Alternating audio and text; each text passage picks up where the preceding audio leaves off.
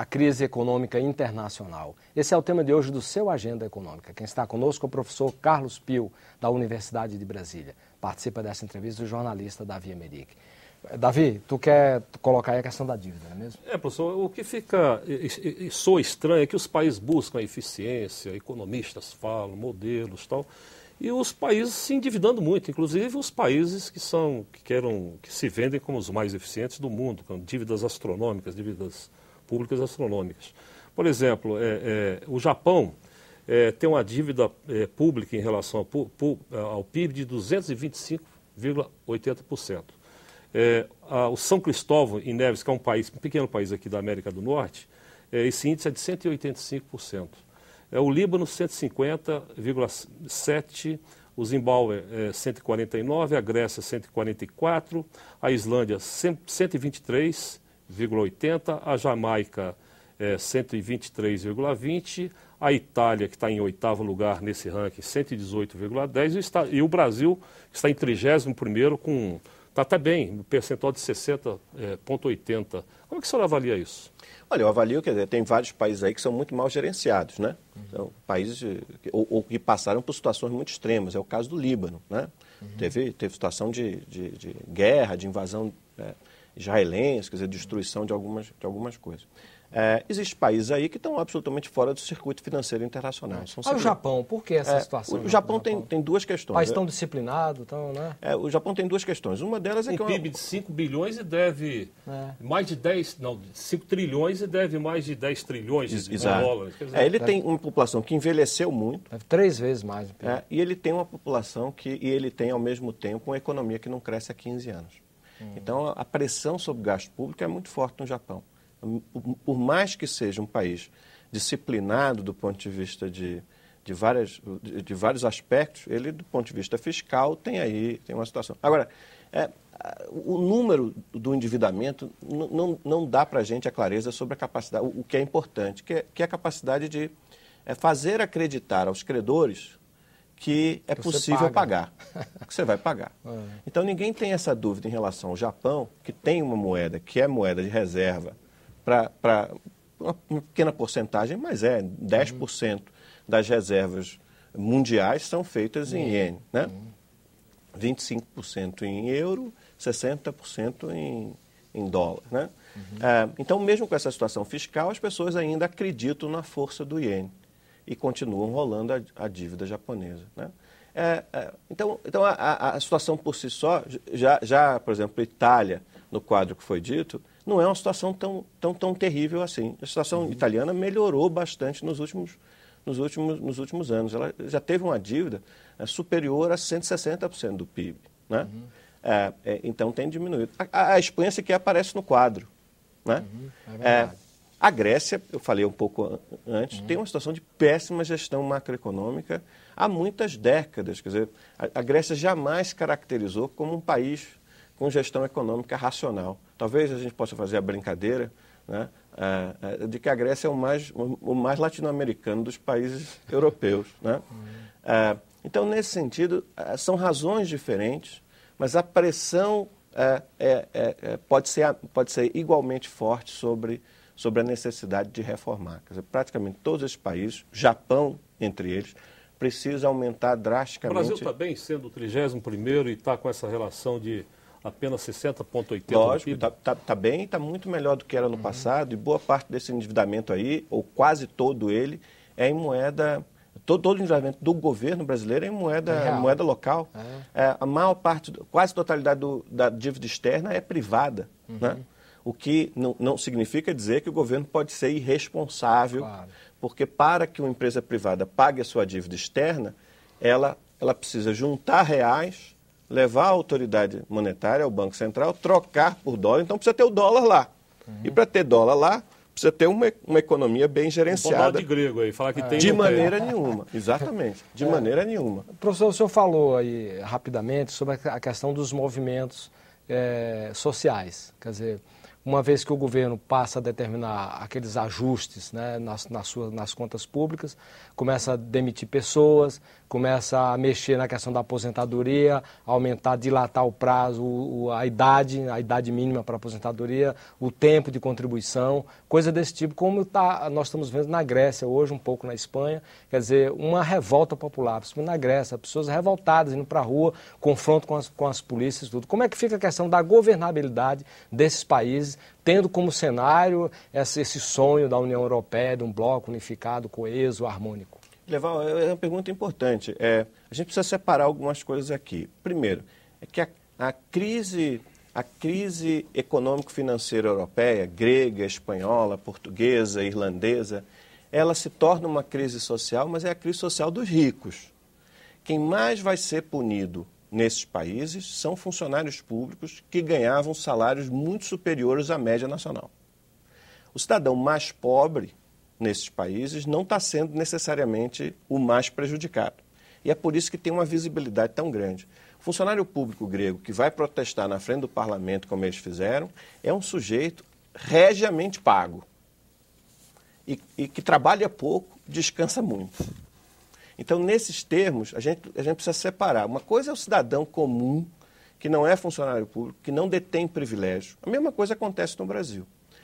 E que é punido porque a empresa privada... Mas quando você mexe no tempo de contribuição e mexe na idade mínima, você está mexendo com todo mundo. Está mexendo com todo mundo? Depende. Depende se esses não têm, como tem no Brasil e como tem na Grécia, regimes especiais para funcionários públicos.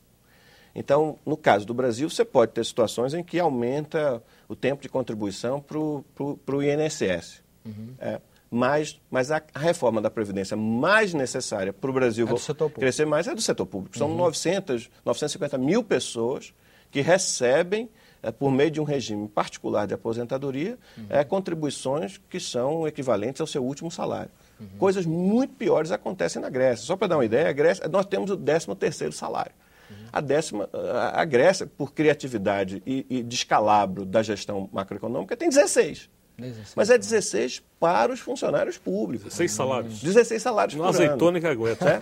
Em outros países, quando o sujeito tem, por exemplo, no meu caso particular, professor universitário nos Estados Unidos, a universidade se compromete a lhe pagar, pública ou privada, estatal ou não, 9 salários. Porque se espera que durante o verão você vá arranjar outra coisa para fazer. E é isso que os professores fazem. Agora, você pode pedir para receber em 12 parcelas. Como aqui, no período inflacionário, a pessoa recebia o salário 2 vezes por mês. Lembra disso? Então, precisamos olhar com muita clareza... Essas ideias não são muito boas para o funcionário público brasileiro. A gente precisa olhar com muita clareza o que é, efetivamente, corte de privilégios que foram concedidos para indivíduos ou categorias particulares, e aí eles se revoltam, com o que são medidas que afetam o bem-estar do cidadão comum. Ele vai ser afetado também, mas de uma outra forma. Não é pelo corte do funcionalismo, não é pelo aumento do tempo de contribuição para a aposentadoria, é porque o desaquecimento da economia vai levar as empresas privadas, pequenas e médias empresas onde ele trabalha, a contratarem menos e a demitir. Professor, não é uma questão mais geral. O senhor falou aí que na Europa tem o Banco Central e agora estão pensando numa autoridade fiscal. Nessa crise que teve nos Estados Unidos, Europa, se falou muito da necessidade de uma maior regulação no setor financeiro mundial. Se discutiu muito, medidas foram anunciadas, tal. E parece que essa discussão morreu. Em que pé que está isso? Olha, aparentemente a Inglaterra é onde a discussão avança com mais qualidade, né? Não só a discussão em si, parlamentar, sobre regulação, mas a própria implementação de medidas. Então, tem inovações na regulação financeira inglesa que estão sendo aí apontadas por analistas internacionais como sendo uma boa novidade nesse cenário tão caótico dos últimos 3 anos, né? E isso avançou em alguma medida nos Estados Unidos também. Qual é a grande questão? É separar, ou as grandes questões, separar a parte dos bancos comerciais privados, a sua dimensão comercial da sua dimensão financeira. E isso é uma razoável aceitação de que deve ser feito e precisa ser feito rápido. Nos Estados Unidos já houve uma regulação melhor, até o governo Reagan, né? Porque do governo Reagan se abriu mão de regular, o Estado abriu mão de muita regulação e se transformou nessa crise de 2008. Sim e não. A economia até Reagan nunca havia crescido tanto quanto cresceu. Né? Pode ver que Reagan assume num período de recessão. Total de regras. Exatamente. E o setor privado, o setor financeiro privado, era um setor muito diferente do que ele é hoje. Muito mais robusto, internacionalizado e que desempenha uma parte do papel fundamental. Veja a crise do dólar brasileiro nas últimas semanas, como que fechar a torneira do mercado futuro, que é parte dessa engrenagem de investimento financeiro, pode gerar problemas à economia real, como a gente costuma separar as coisas. Mas só falando, essa clivagem comercial e financeiro, o modelo sendo estudado na Inglaterra, tipo assim, se for para desenvolver a economia e investir concretamente, vai ter uma regra. Se for para especulação é outra, é isso? Seria mais ou menos isso? Se for tudo que mexe com depósito de correntista é comercial. Tudo que mexe com investimento sob alto risco, para receber no futuro, é financeiro. Aí teria uma clivagem. Teria uma clivagem. O banco não pode fazer as duas coisas. O banco não pode fazer as duas. O que vai obrigar, assim como, criando um paralelo aqui com os órgãos de defesa da concorrência, quando tem lá uma fusão muito grande, o sujeito não diz, tal empresa que está se fundindo a outra vai ter que vender uma marca para manter a concorrência, vai ter que acontecer a mesma coisa. Esse que está vislumbrando para o ajuste que vai ser feito em 2012, 2013. É que os bancos vão ser separados, as instituições financeiras vão ser separadas na sua dimensão comercial, que lida com correntista, empresa... Que é mais conservadora. Que tem que ser mais conservadora. É onde tem a corrida bancária. Saúde, exatamente. Aposentadoria. E a outra coisa é o investimento que o próprio banco faz e faz a intermediação para produtos de altíssimo risco. Se quebrar uma carteira, não quebra outra. Não quebra outra. Se quebra uma dimensão, não quebra outra. Então, banco... E é isso que você fez referência. Até dos anos 30, até Reagan, existia isso nos Estados Unidos. O Glass-Steagall, né? E isso foi alterado a partir dos anos 90, dos anos 80, com a reforma neoliberal, e gerou muito crescimento, muita inovação, muita coisa nova que permite o crescimento econômico, o crescimento da economia real, geração de emprego, financiamento saindo de um país e indo para o outro, para atividades produtivas. Agora, também abriu-se a possibilidade da criatividade... Da mega especulação. Da mega especulação. Veja que a especulação é parte do nosso cotidiano, né? Professor, eu queria retomar um pouquinho a questão do Japão, né, que nós falamos aqui quando falamos em endividamento. O Japão perdeu recentemente aquela colocação de segunda economia do mundo para a China. Tá? Então ficou mais ou menos assim. Os Estados Unidos, o primeiro lugar, continua no primeiro lugar, muito distante dos outros, com 14,99 trilhões de dólares. A China com 6,46 trilhões de dólares, o Japão com 5,62 trilhões de dólares, caiu para o terceiro lugar. Aí vem a Alemanha com 3,127 trilhões. Quando tem nota a diferença da Alemanha para os Estados Unidos, né? 3 trilhões contra 14,9 trilhões, uma coisa absurda, né? Aí vem em seguida, no sexto lugar, Reino Unido, com 2,4 trilhões, o Brasil como a sétima economia do mundo, com 2,05 trilhões, a Itália com 1,88 trilhão, a Índia com 1,83 trilhão e a Rússia com 1,73 trilhão de dólares. Quer dizer, como é que o senhor vê essa questão do Japão? O Japão tem sido penalizado, inclusive, pela natureza, com cataclismos aí, inclusive que gerou em seguida problemas nucleares e tudo. Como é que o senhor vê como o Japão manter pelo menos o terceiro lugar nesse ranking aí, que o Brasil promete subir, inclusive, para quinto lugar em 2016. Quer dizer, e a repercussão disso na Ásia e no resto do mundo? Olha, é interessante pegar o gancho da questão da natureza no Japão, que você mesmo colocou. Por quê? Porque a taxa do PIB, quer dizer, o valor do produto nacional, reflete três coisas, basicamente. Recursos da natureza, terra de qualidade e clima, que afeta a produção de um monte de coisa, e minério e tudo mais. Gente, quantidade de pessoas e qualidade dessas pessoas, a produtividade que essas pessoas têm no manejo daqueles primeiros recursos. E o terceiro elemento é criatividade. é a capacidade de gerar novos produtos e novos processos que os outros querem adquirir. Então, quando a gente olha essas três dimensões e a gente pega a distribuição do PIB nesses países, como a gente fez aí no quadro, a gente vai ver que o tamanho da China é maior do que o Japão, mas a China tem 1,6 bilhões de pessoas e o Japão tem 300 e poucos milhões, né? Os americanos têm 300 milhões de pessoas e têm um PIB que é ainda mais de 2 vezes o da China.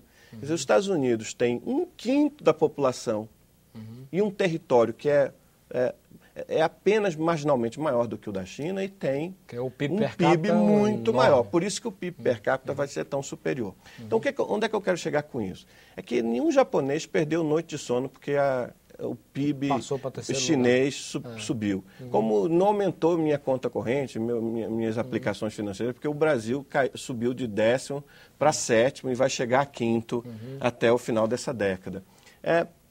Por quê? Porque isso aí não reflete de maneira nenhuma a distribuição de renda, nem o nível médio de renda. Porque a gente pode dizer que a China está crescendo porque está usando melhor os seus recursos, entre os quais a permissão para que empresas estrangeiras se estabeleçam lá para produzir, contratando trabalhadores, usando terra, usando a abertura do espaço econômico chinês e mais trabalhadores estão encontrando demanda para o seu trabalho e melhorando o seu poder de barganha salarial. Professor, tudo bem. O cidadão, por exemplo, lá da Bélgica ou do Japão, não precisa perder o sono por causa do PIB, porque o importante são as condições de vida dele. Mas do ponto de vista geopolítico, um país como a China, daquele tamanho, com mais de 1 bilhão crescendo a 10%, cria uma situação diferente em termos mundiais. Por exemplo, e é uma coisa que intriga. Há uma certa abordagem no mundo ocidental que a China vai ter de enfrentar pela frente a questão democrática. Estão achando uma avaliação que a China vai caminhar em direção à democracia ocidental. Ou seja, o desenvolvimento da China necessariamente vai estar em direção à democracia ocidental. Coisa que a China nunca teve experiência democrática. Agora a gente pergunta, a China vem para os padrões ocidentais de liberdade, de democracia, isso é inevitável? Ou pode ocorrer o inverso, ou seja, o mundo, ao ver a China crescendo tudo, querer sacrificar alguns padrões de liberdade e de democracia para procurar caminhar um pouco na direção da China? Como você analisa isso? A gente não tem como dizer, mas a mudança das últimas 2 décadas é claramente no sentido da China se tornar menos comunista e mais liberal. Tanto do ponto de vista econômico... Que quer ser economia de mercado, quer que todos reconheçam. Mas também do ponto de vista político. Veja que a Constituição chinesa já reconhece a propriedade privada.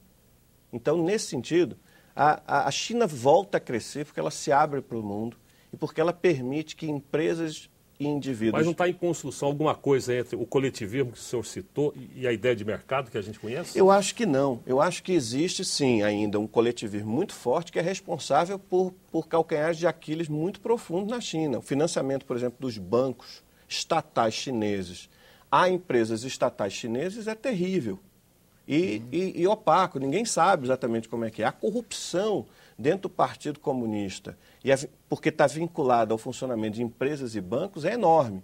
Uma outra coisa que tem muito a ver com o que você está dizendo é que a melhoria das condições de vida do trabalhador chinês aumenta também a capacidade de barganha desse sujeito junto às empresas e junto ao governo.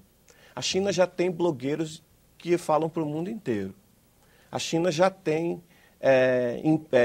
veja que não tinha turista chinês. O capitalismo não precisa temer a China, então. Não, a China é uma grande oportunidade. O capitalismo, quer dizer, o capitalista que teme a China é aquele que está produzindo uma coisa que não faz o menor sentido ele estar produzindo. Tem que produzir outra coisa. Da mesma forma que o trabalhador.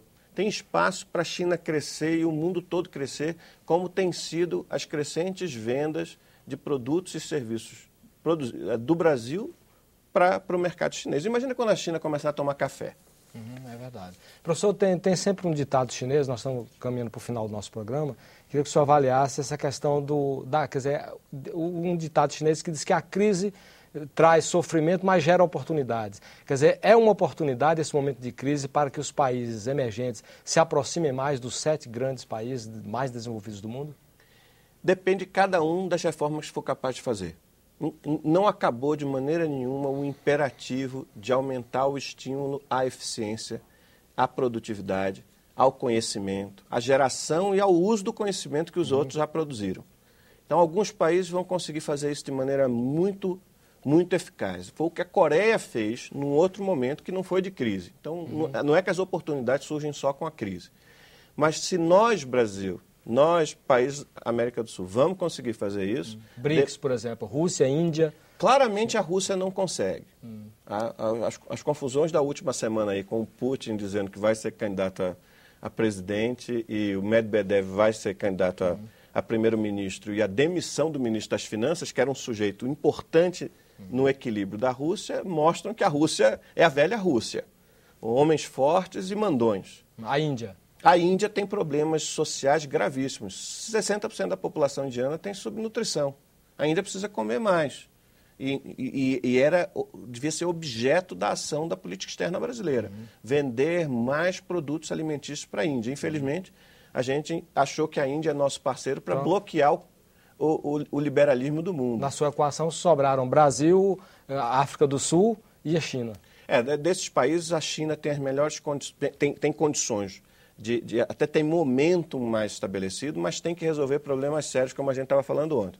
Tem um problema grave aí de como é que vai lidar com o aumento da demanda por liberdade do cidadão, que está cada vez mais importante como trabalhador urbano, e em que medida vai conseguir mudar o seu modelo para permitir que o campo consuma mais, tenha o mesmo padrão de vida das cidades. Como é que vai fazer isso nos próximos anos, que a economia mundial não cresce tanto e a venda chinesa para o resto do mundo não cresce tanto? Então, a agilidade, a sagacidade dos líderes chineses vai ser testada drasticamente. Brasil e África do Sul, dois países que fizeram a transição democrática, fizeram a transição para uma economia de mercado, mas que têm problemas regulatórios e de formação de capital humano que são verdadeiros obstáculos a crescer de maneira socialmente includente. Capital humano, o Brasil... Capital humano, Brasil e África do Sul, claramente é isso.